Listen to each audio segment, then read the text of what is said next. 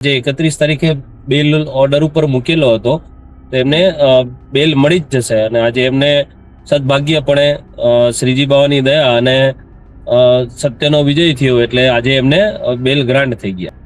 આમાં તો એવું છે કે ગમે એમ કરી અને પાર્ટીના લોકોને હેરાન કરવાની વાત છે કે જે લોકો મજબૂત છે એ તમામ લોકોને હેરાન કરવાની વાત છે અને પાર્ટીનું કામ ના કરી શકે જ્યાં સુધી દૂર રહે ત્યાં સુધી, અથવા તો ગુજરાતની જનતાનું કામ ના કરી શકે, ગુજરાતની ખેડૂતોનું કામ ના કરી શકે, એવા પ્રયત્નો ભારતીય જનતા પાર્ટી દ્વારા કરવામાં અત્યારે આવી રહ્યા છે. સાહેબ તમે જુઓ, તમે હમણાં જોયું હશે કે આજે પરમહંસજી છે એમને એવું સ્ટેટમેન્ટ આપ્યું કે મોદી સાહેબને છે ને ટ્રમ્પે વસીકરણ કરી નાખ્યું છે.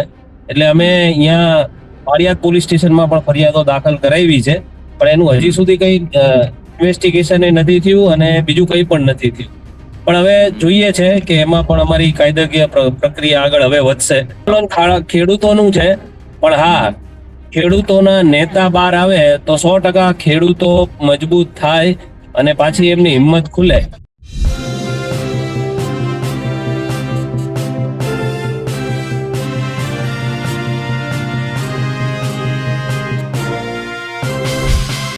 બોટાદ કડતા કાંડમાં આખરે પ્રવીણરામ અને રાજુ કરપડા સહિત 7 લોકોને જામીન મળી ગયા.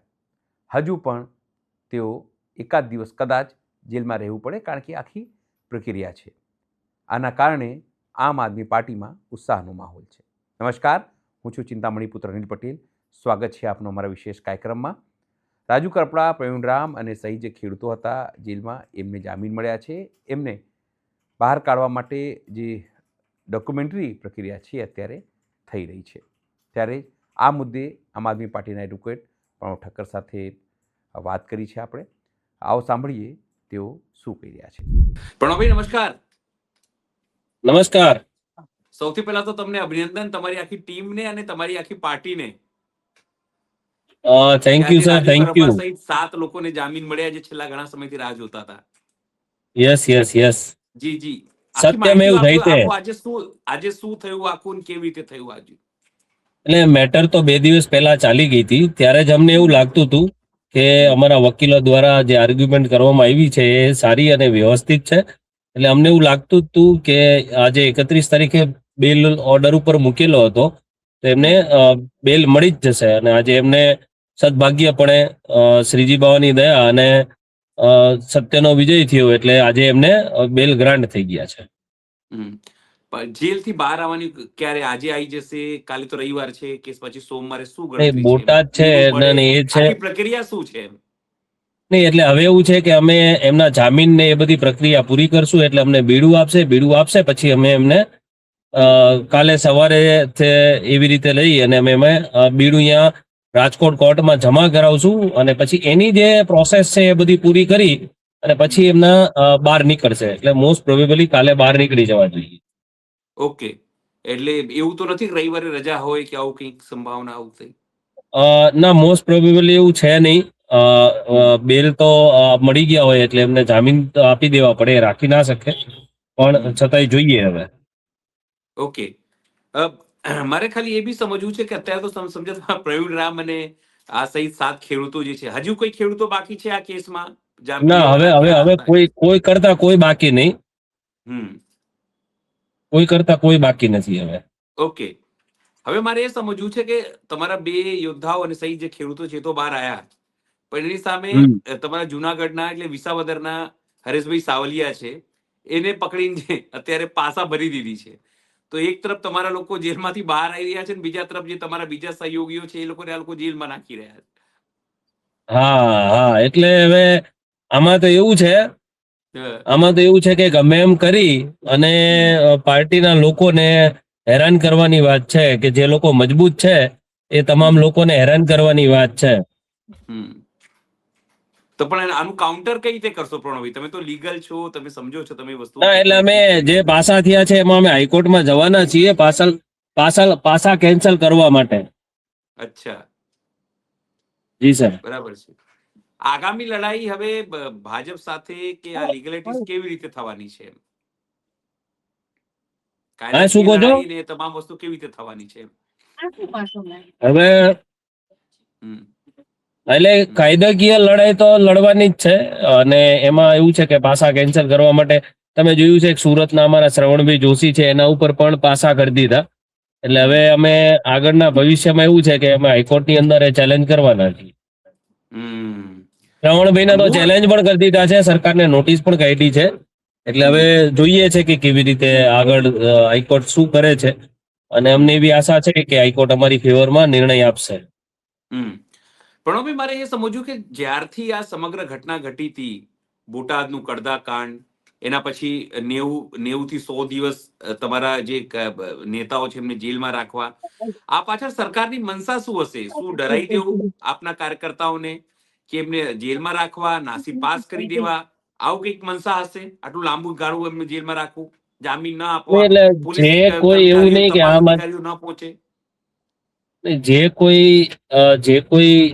જે બીજેપીની વિરુદ્ધમાં જે કોઈ લોકો બોલે, અથવા તો ગુજરાતની જનતા માટે કોઈ પણ લડે, એને આ મુગલોના સીધી લીટેના વારસદારો કાયદાકીય રીતે એમને ફસાવાના પ્રયત્ન કરે, પોલીસનો દુરુપયોગ કરી અને મેક્સિમમ એમને જેલની અંદર રહે અને પાર્ટી લેવલેથી કામ ના કરી શકે, અને પાર્ટીનું કામ ના કરી શકે જ્યાં સુધી દૂર રહે ત્યાં સુધી, અથવા તો ગુજરાતની જનતાનું કામ ના કરી શકે, ગુજરાતની ખેડૂતોનું કામ ના કરી શકે, એવા પ્રયત્નો ભારતીય જનતા પાર્ટી દ્વારા કરવામાં અત્યારે આવી રહ્યા છે.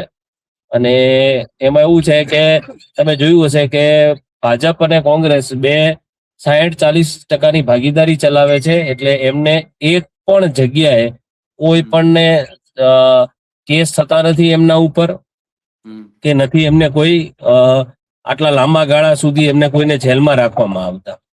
ખાલી ને ખાલી આમ આદમી પાર્ટી, કે જે ખબર જ છે કે આ સાચો વિકલ્પ છે અને ગુજરાતની જનતા જાણી ગઈ છે, એટલે હવે એવું લાગે છે કે ભાઈ ખાલી ને ખાલી આમ આદમી પાર્ટીના લોકોને, અને જે ખાસ કરીને જે મોટા લીડરો છે કે જે ગુજરાતની જનતા અને ખેડૂતો માટે લડે છે, એમને એન કેન પ્રકારે કાયદાકીય ગૂંચવણમાં ફસાવી રાખવા અને એમને બને ત્યાં સુધી જેલમાં ને જેલમાં રાખવા. તમે એક વાત પહેલા પણ આપણી ચર્ચા થઈ, તમે એક વાત કરી, આજે પણ તમે વાત કરી, ભાજપ આપણે હિન્દુત્વની વાતો કરતો હોય છે, પણ તમે એમને મુગલોના કે એવા સીધી લીટીના વારસદાર આવું કેમ કહો છો? એમ એ દિવસ મને સ્ટ્રાઇક થઈ ગઈ, પ્રણવભાઈ આવું કેમ કે છે એમ? ના, એટલે એમાં સાહેબ તમે જુઓ, તમે હમણાં જોયું હશે કે આજે પરમહંસજી છે એમને એવું સ્ટેટમેન્ટ આપ્યું કે મોદી સાહેબને છે ને ટ્રમ્પે વસીકરણ કરી નાખ્યું છે. બરાબર. બીજું કે શંકરાચાર્યજી છે, બરાબર, એમને દર્શન કરવા માટે અથવા તો એ જે સ્થળે જવાના હતા એ જગ્યાએ એમને જવા ના દીધા. એમને અને એમના જે કઈ સાધુ સંતો હતા એમને મારવામાં આવ્યો. તો આ જે કઈ કૃત્ય જે ભારતીય જનતા પાર્ટી કરી રહી છે, એ તમને દેખાઈ જ આવે છે કે આ મુગલોના સીધી લીટીના વારસદારો છે. કુલ મળીને એટલું કહી શકાય કે અત્યારે આ પ્રથમ ચરણ છે, જે લોકો બહાર નીકળ્યા છે. લાંબી લડાઈ છે લાગે છે આપને હજુ? હજી તો બેલ ઉપર છૂટ્યા છે, અને હજી આ મેટર ટ્રાયલમાં એમને ફેસ કરવાની છે. ત્યારે જે કઈ અધિકારીઓએ જે ભાજપના પટ્ટા પહેરીને કામ કરેલું છે, એમને અમે કોર્ટમાં દેખાડશું કે ભાઈ સાચી રીતે તમારે કામગીરી કેવી રીતે કરવી જોઈએ, અને તમે ના કરો તો કોર્ટ દ્વારા કેવી સજા તમને મળી શકે છે. કેટલાક પોલીસ અધિકારીઓ વિરુદ્ધ બી તમે લોકોએ અરજી આપી હતી કે આ લોકો વિરુદ્ધ તપાસ થતી, એમાં કંઈક સરકારે કંઈક કર્યું છે? એટલે હા, પોલીસ અધિકારીઓ વિરુદ્ધ પણ અમે અરજી આપેલી છે. એમાં રાજુભાઈ બોરખતરિયા અને અન્ય ઘણા બધા લોકોને મારવામાં આવ્યો હતો. ઘણા બધા ખેડૂતોને માર્યા હતા, એ બધાને છોડી દેવામાં આવ્યા હતા. એ બધાને અમે પકડી અને ગોઈતા અને એમને કીધું કે ભાઈ તમને મારવામાં આવ્યો છે, તો તમારે અન્યાય સહન કરવો છે, અમે તમારી સાથે છીએ. તો એમને કીધું કે ના, અમારે અન્યાય સહન નથી કરવો, અમે આ પોલીસ વાળા વિરુદ્ધ અમે ફરિયાદો દાખલ કરાવીએ છીએ. એટલે અમે અહીંયા પાળિયાદ પોલીસ સ્ટેશનમાં પણ ફરિયાદો દાખલ કરાવી છે, પણ એનું હજી સુધી કઈ ઇન્વેસ્ટિગેશન નથી થયું અને બીજું કઈ પણ નથી થયું. પણ હવે જોઈએ છે કે એમાં પણ અમારી કાયદાકીય પ્રક્રિયા આગળ હવે વધશે, કારણ કે રાજુભાઈ ને બધા બહાર આવી ગયા છે, એટલે હવે અમારું ફોકસ પછી એના ઉપર હવે થશે. છેલ્લું પ્રશ્ન, ખાલી તમે ટ્રાવેલમાં છો છતાં મેં તમને હેરાન કર્યા છે. છેલ્લું પ્રશ્ન એ કે હવે રાજુભાઈ, પ્રવીણભાઈ, એ તમામ લોકો બહાર આવશે તો ખેડૂત આંદોલન વધુ તેજ બનવાનું છે કે તમે રણનીતિ બનાવવાનો છો, શું કરવાનો છો? તમે જોયું હશે કે અત્યારે હાઈ ટેન્શન લાઈન આવે છે, તો હાઈ ટેન્શન લાઈન ની અંદર તમે જો ખેડૂતોના આખા ગામને ગામ પોલીસ વાળા ઉપાડીને લઈ જાય છે, અને જ્યાં સુધી કામ ચાલુ હોય ત્યાં સુધી એમને અંદર રાખીને પાછા રાતે મૂકી જાય. વાંડિયા ગામ છે, આવા આવા ઘણા બધા કામ છે. અત્યારે પણ તમે જોયું છે પોલીસ અને આદિવાસીઓના છોકરા છોકરીઓ વચ્ચે, છોકરાઓ વચ્ચે હમણાં જ આજના જ સમાચાર છે કે જેમાં ઘર્ષણ થયું છે. બિલકુલ.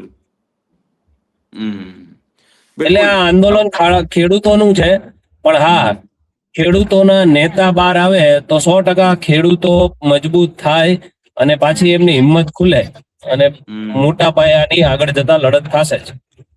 બિલકુલ બિલકુલ. પ્રણવભાઈ, થેન્ક યુ, ધન્યવાદ. આપ જોડાયા મારી સાથે ટ્રાવેલમાં હોવા છતાં પણ, અને તમે માહિતી આપી. ખૂબ ખૂબ આભાર સાહેબ. નમસ્તે સર. નમસ્તે. પ્રવીણ રામ અને રાજુ કરપડા હવે સમજો જેલથી બહાર આવશે, ત્યારે આમ આદમી પાર્ટી અને જે ખેડૂત આંદોલન લગભગ ઠપ થયું હતું તેને વેગ મળશે, એવી વાત આમ આદમી પાર્ટીના નેતાઓ કહી રહ્યા છે. ત્યારે આ મુદ્દે આપ શું વિચારો છો, જરૂરથી કોમેન્ટ બોક્સમાં કમેન્ટ કરજો. એ સિવાય અમારી યુટ્યુબ ચેનલ લાઈક કરો, સબસ્ક્રાઈબ કરો, બેલ આઇકન દબાવો.